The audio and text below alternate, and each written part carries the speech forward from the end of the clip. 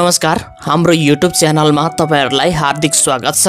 आजको भिडियोमा हामी नेपाल सुन चाँदी व्यवसायी महासंघले तय गरेको दैनिक सुन चाँदी दरको बारेमा जानकारी दिन गइरहेका छौं।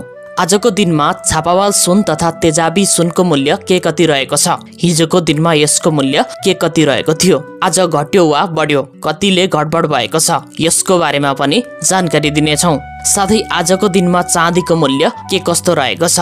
हिजोको तुलनामा घटेको छ या बढेको छ? यसको बारेमा पनि चर्चा हुनेछ।